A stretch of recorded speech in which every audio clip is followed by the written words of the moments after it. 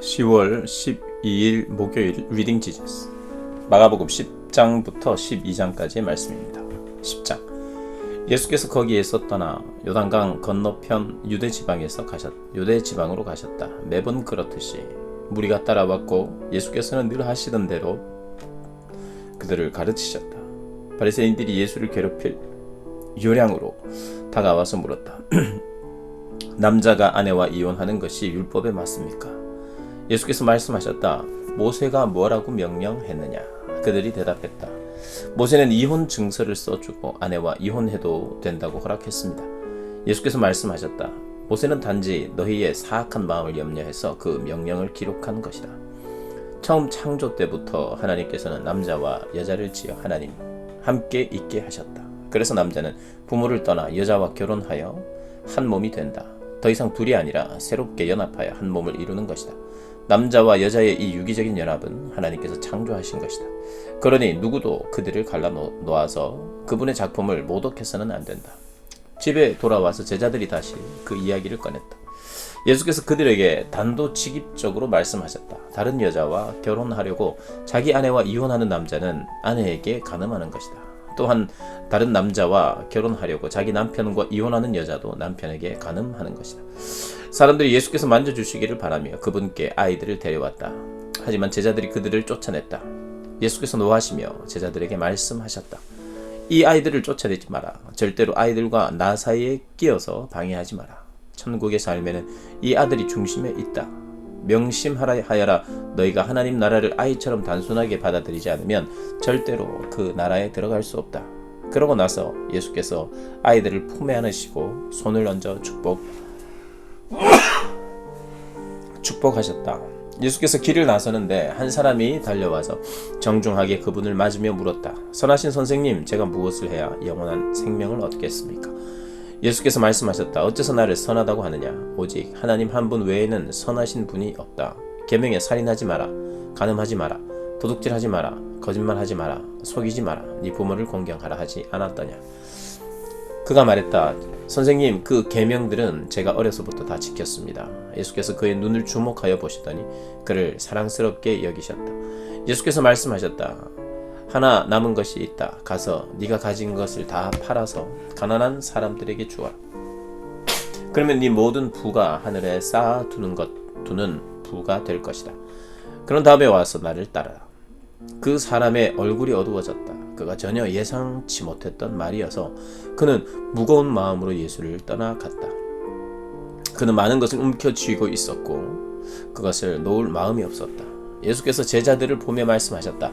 많이 가진 사람이 하나님 나라에 들어가는 것이 얼마나 어려운지 아느냐.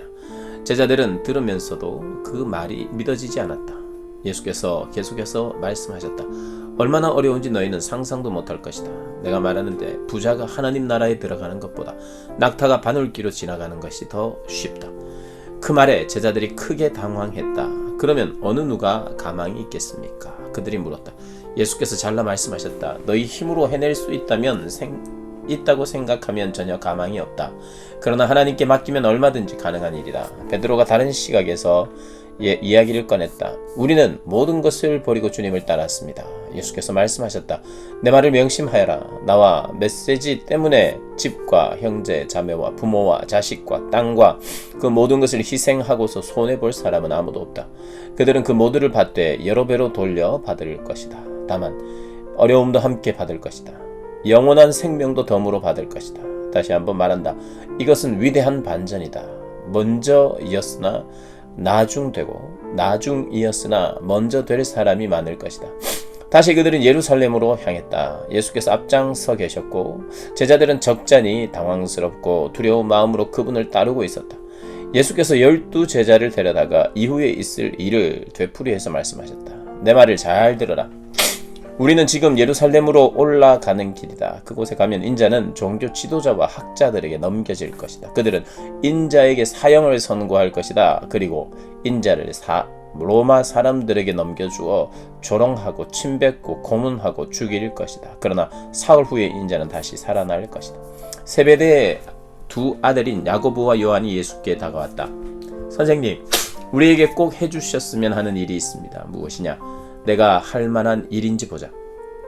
그들이 말했다. 주님께서 영광을 받으실 때 우리에게도 최고 영광의 자리를 주셔서 하나는 주님 오른편에 하나는 주님 왼편에 있게 해 주십시오. 예수께서 말씀하셨다. 너희는 너희가 구하는 것을 무엇을 구하는지 모른다. 너희는 내가 마시는 잔을 마시고 내가 받을 세례를 받을 수 있겠느냐. 그들이 말했다. 물론입니다. 왜 못하겠습니까? 예수께서 말씀하셨다. 생각해보니 너희는 과연 내가 마시는 잔을 마시고 내가 받을 세례를 받을 것이다. 그러나 영광의 자리를 주는 것은 내 소관이 아니다. 그것과 관련해서는 다른 조치가 있을 것이다. 다른 10 제자가 이 대화를 듣고 야고보와 요한에게 분통을 터뜨렸다. 예수께서 그들을 불러놓고 바로잡아 주셨다.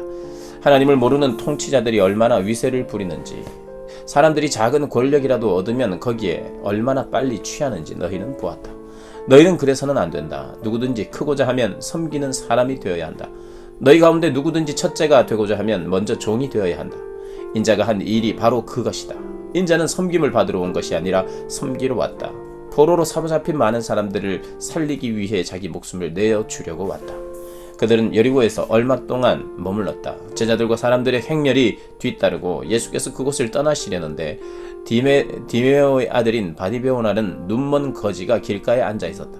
그는 나사렛 예수가 지나간다는 말을 듣고는 소리치기 시작했다. 다윗의 자손이신 예수여, 불쌍히 여겨 주십시오. 저를 불쌍히 여겨 주십시오.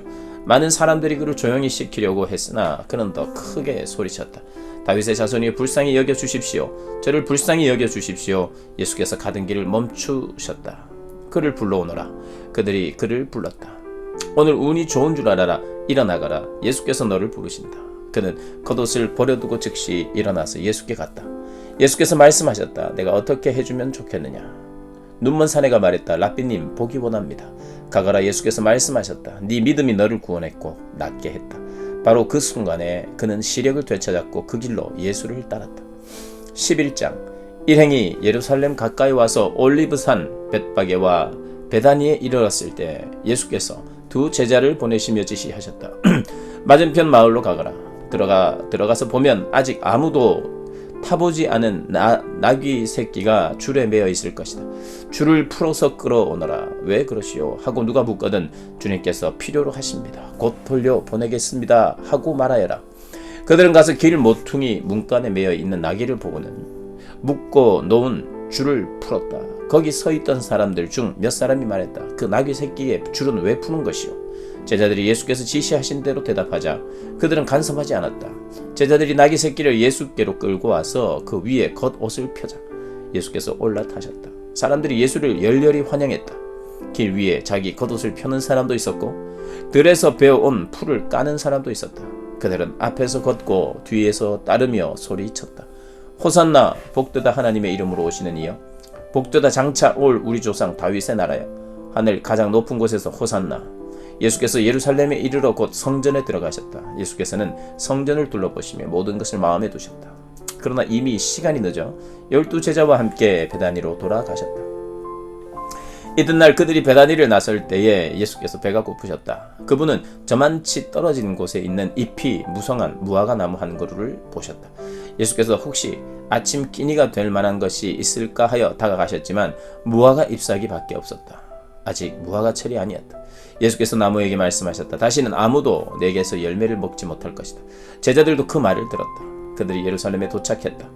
예수께서 즉시 성전에 들어가셔서 거기에 상점을 차려놓고 사고 파는 사람들을 모두 쫓아내셨다. 환전상들의 가판대와 비둘기 상인들의 진열대도 뒤덮으셨다. 예수께서는 아무도 바구니를 들고 성전 안을 지나다니지 못하게 하셨다. 그러고 나서 다음 말씀을 인용해 그들을 가르치셨다. 내 집은 만민을 위한 기도하는 집이라고 일컬어졌다. 그런데 너희는 그것을 도둑의 소굴로 바꾸어 놓았다. 대제사장과 종교학자들이 이 말을 듣고서 그분을 제어할 방도를 모의했다. 그들은 온 무리가 그분의 가르침에 푹 빠져있는 것을 보고 당황했다. 저녁 때 예수와 제자들이 도성을 나섰다. 아침에 그들이 길을 가다 보니 무화과 나무가 마른 막대기처럼 말라붙어 있었다. 베드로가 그 전날 있었던 일이 생각나서 예수께 말했다. 랍비님 보십시오. 주님이 저주하신 무화과 나무가 말라 비틀어졌습니다. 예수께서 차분히 말씀하셨다. 하나님의 생명을 품어라. 정말로 품어라. 그러면 너희가 감당할 수 없을 만큼 힘든 일이 하나도 없을 것이다. 예컨대 얼버무리거나 망설일 것 없이 이 산더러 가서 호수에 뛰어들어라 하고 말하면 그대로 이루어질 것이다. 그래서 내가 너희더러 작은 일부터 큰 일까지 모든 일에 기도하라고 강권하는 것이다. 하나님의 생명을 품을 때에 너희는 거기에 모든 것을 포함시키라. 그러면 너희는 하나님의 것을 다 받을 것이다. 그리고 기도할 때는 구하는 것이 전부가 아님을 기억하여라. 누구에게 서운한 것이 있거든 용서해라. 그때야 하늘에 계신 너희 아버지께서도 너희 죄를 깨끗이 용서할 마음이 드실 것이다. 그 후에 그들이 다시 예루살렘에 들어와서 성전 안을 걷고 있는데 대제사장과 종교학자와 지도자들이 다가와서 따졌다. 당신의 신임장을 보여주시오. 누구의 권한으로 이렇게 말하고 행동하는 겁니까? 예수께서 대답하셨다. 먼저 한 가지 묻겠다. 내 물음에 답하면 나도 내 신임장을 보여주겠다. 요한의 세례에 관한 것인데 그것이 누구에게서 온 권한이냐? 하늘이냐? 사람이냐? 말해보아라. 그들은 자기들이 궁지에 몰린 것을 알아차리고는 뒤로 물러나와 모여서 수군거렸다. 하늘이라고 하면 왜 요한을 믿지 않았느냐 물을 것이고, 사람이라고 하면 온 백성이 요한을 예언자로 떠봤더니 우리가 백성 앞에서 몹시 난처해진다. 그들은 이번에 예수께 양보하기로 했다. 우리는 모르오. 그들이 말했다. 예수께서 대답하셨다. 그렇다면 나도 너희 물음에 답하지 않겠다. 12장 예수께서 그들에게 여러 이야기를 들려주기 시작하셨다. 어떤 사람이 포도원을 세웠다. 그는 포도원에 울타리를 치고 포도즙 짜는 틀을 파고 망대를 세운 다음 소작농들에게 맡기고 먼 길을 떠났다. 수확할 때가 되자 그는 수익을 거두려고 소작농들에게 한 종을 보냈다. 소작농들은 그를 잡아서 마구 때려 빈손으로 돌려보냈다. 주인이 다른 종을 보내자 그들은 그를 골탕 먹이고 모욕을 주었다. 주인이 또 다른 종을 보내자 그들은 그를 죽여버렸다. 주인은 계속해서 많은 종들을 보냈으나 소작농들은 그들을 때리기도 하고 죽이기도 했다. 결국 한 사람밖에 남지 않았다. 사랑하는 아들이었다. 포도원 주인은 최후 방책으로 아들을 보내며 저들이 내 아들만큼은 존중하겠지 하고 생각했다. 그러나 소작농들은 오히려 이것을 기회로 삼았다. 그들은 욕심이 가득하여 두 손을 비비며 말했다. 이 자는 상속자다. 그를 죽이고 우리가 재산을 다 차지하자. 그들은 그 아들을 잡아 죽여서 울타리 밖으로 내던졌다. 너희 생각에는 포도원 주인이 어떻게 할 것 같으냐? 맞다. 그가 와서 그들을 다 없애버릴 것이다. 그리고 포도원 관리는 다른 사람들에게 맡길 것이다. 너희가 성경을 직접 읽어보아라. 석공들이 내버린 돌이 이제 모퉁이 돌이 되었다. 이것은 하나님이 하신 일, 눈을 씻고 보아도 신기할 따름이다. 대제사장과 종교학자와 지도자들은 당장 예수를 잡고 싶었으나 여론이 두려워 참았다. 그들은 그 이야기가 자기들을 두고 한 것임을 알았다. 그들은 서둘러 그 자리를 떠났다. 그들은 예수를 그들의 올무에 걸리게 하려고 바리새인과 헤롯의 당원 몇을 그분께 보냈다. 뭔가 책 잡힐 만한 발언을 하게 해서 그분을 잡을 심산이었다. 그들이 다가와서 말했다. 선생님, 우리가 알기로 당신은 진실하고 여론에 개의치 않으며 배우는 사람들의 비위를 맞추지 않고 하나님의 도를 정확히 가르칩니다. 그러니 우리한테 말해 주십시오. 황제에게 세금을 내는 것이 법에 맞습니까? 맞지 않습니까? 예수께서 그 질문이 계략임을 아시고 말씀하셨다.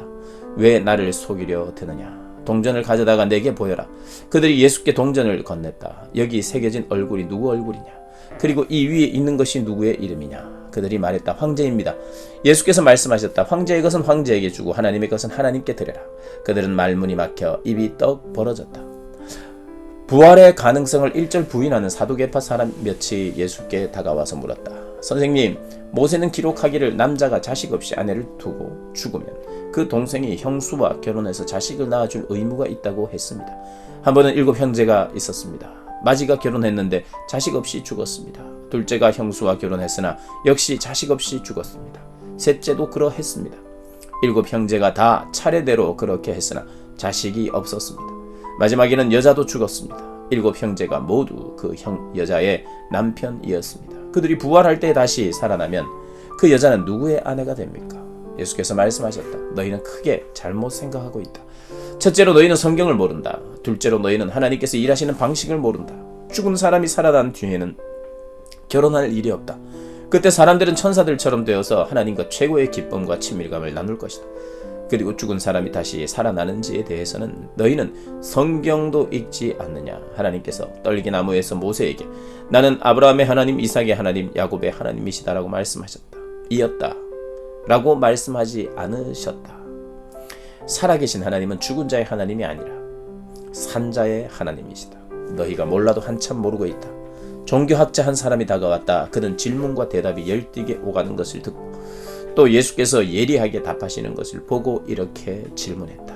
모든 계명 가운데서 가장 중요한 계명이 무엇입니까? 예수께서 말씀하셨다. 가장 중요한 계명은 이것이다. 이스라엘아 들어라. 주 너의 하나님은 한 분이시니 네 열정과 간구와 지성과 힘을 다해 주 너의 하나님을 사랑하라. 둘째는 이것이다. 네 자신을 사랑하는 것 같이 다른 사람을 사랑하라. 이것에 견줄 만한 다른 계명은 없다. 종교학자가 말했다. 선생님, 훌륭한 답입니다. 하나님은 한 분이시고 다른 이가 없다는 말씀은 아주 명쾌하고 정확합니다. 그리고 열정과 지성과 힘을 다해 그분을 사랑하는 것과 자기 자신을 사랑하는 것 같이 다른 사람을 사랑하는 것은 모든 재물과 희생을 다 합한 것보다 낫습니다. 예수께서 그의 남다른 통찰력을 보고 말씀하셨다. 네가 하나님 나라 문턱에까지 와 있다. 그 후로는 아무도 그분께 묻는 사람이 없었다. 예수께서 성전에서 가르치시던 중에 물으셨다. 어째서 종교학자들은 메시아가 다윗의 자손이라고 하느냐? 우리가 다 아는 것처럼 다윗은 성령의 감동을 받아 이렇게 말했다. 하나님께서 내 주님께 말씀하셨다. 내가 네 원수들을 네 발 아래 둘 때까지 너는 여기 내 오른편에 앉아 있어라. 다윗이 여기서 메시아를 내 주님이라고 부르는데 메시아가 어떻게 다윗의 자손이 될 수 있느냐? 큰 무리가 즐거이 그 말씀을 들었다. 예수께서 계속 가르치셨다. 종교학자들을 조심하여라. 그들은 가운을 입고 다니며 사람들의 치켜 세우는 말에 우쭐하고 중요한 자리를 차지하면서 교회의 모든 행사에서 상석에 앉기를 좋아한다. 언제나 그들은 연약하고 무력한 사람들을 착취한다. 그들의 기도가 길어질수록 그들의 상태는 더 나빠진다. 마지막에 그들은 그 값을 치르게 될 것이다. 예수께서 헌금함 맞은편에 앉으셔서 사람들이 헌금함에 돈 넣는 것을 보고 계셨다. 많은 부자들이 큰 돈을 바치고 있었다. 그때 한 가난한 과부가 다가와서 작은 동전 2개를 넣었다. 겨우 동전 2개였다. 예수께서 제자들을 불러놓고 말씀하셨다. 과연 이 가난한 과부가 헌금함에 넣은 것이 다른 사람들이 넣은 것을 다 합한 것보다 크다. 다른 사람들은 아깝지 않을 만큼 헌금했지만 이 여자는 자기 형편보다 넘치도록 드렸다. 자신의 전부를 드린 것이다. 아멘.